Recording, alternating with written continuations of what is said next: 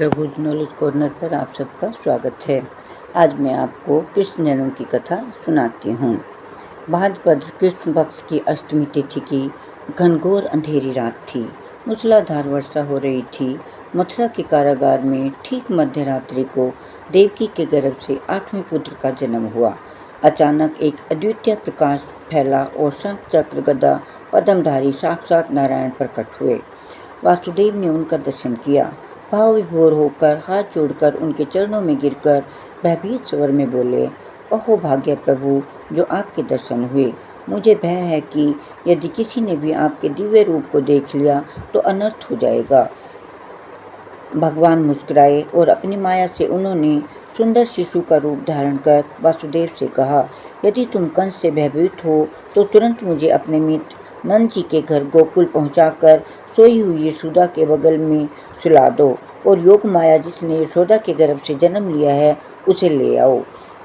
बच्चे को गोद में उठाते ही वासुदेव की जंजीरें अपने आप खुल गई। कारागार के सभी पहरेदार गहरी नींद में चले गए और कारागार के द्वार खुल गए। अंधकार में मार्ग प्रकाशित हो गया। वासुदेव ने पुत्र को टोकरी में लिटाकर अपने सिर पर रखा और बारिश की काली रात में निकल पड़े। शेषनाग ने देवरूप शिशु को वर्षा से बचाने के लिए अपने फन का छत्र बनाया। उफनती अथाह यमुना ने दो भागों में बंटकर बीच से वासुदेव के लिए मार्ग बनाया। यमुना पार कर वासुदेव गोकुल पहुंच गए। पूरा गांव सोया हुआ था। नंद जी के घर पहुंचकर अपने नवजात शिशु को यशोदा के बगल में सुला दिया और कन्या को लेकर वापस मथुरा आ गए। कारागार में पहुंचकर शिशु को देखने के पास लिटाते ही द्वार स्वतः बंद हो गए। वासुदेव जंजीरों में जकड़ गए और पहरेदार जाग गए। कन्या का रुदन सुनकर पहरेदारों ने भागकर कंस को शिशु के जन्म की सूचना दी। सूचना पाते ही सोया हुआ कंस बेहताशा भागकर कारागार पहुंचा। हाथ में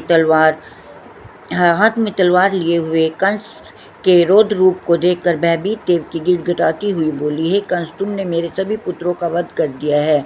अब मुझ पर दया करो, मेरी इस कन्या का वध मत करो।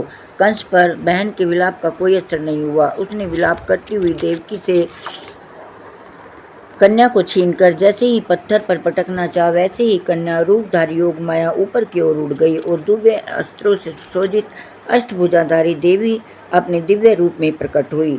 जोरों का अट्टहास हुआ और आवाज आई, अरे मूर्ख, मुझे मार कर तुझे क्या मिलेगा? तेरा वध करने वाला तो कहीं और जन्म ले चुका है। तू अकारण ही निरीह बच्चों को मारता रहा, इसकी सजा तुझे अवश्य मिलेगी। यह कहकर देवी अंतर्ध्यान हो गई। कंस यह सुनकर आश्चर्यचकित रह गया। देवकी और वासुदेव को कारागार से मुक्त कर उसने क्षमा याचना करता हुआ बोला, मुझ पापी को आप दोनों क्षमा कर दें। मैंने आपकी सभी संतानों का वध कर दिया है। मेरी धूर्तता के कारण मुझे मेरे शुभ चिंतकों ने भी त्याग दिया है। मैं नहीं जानता मेरे भाग्य में क्या लिखा है। धन्यवाद।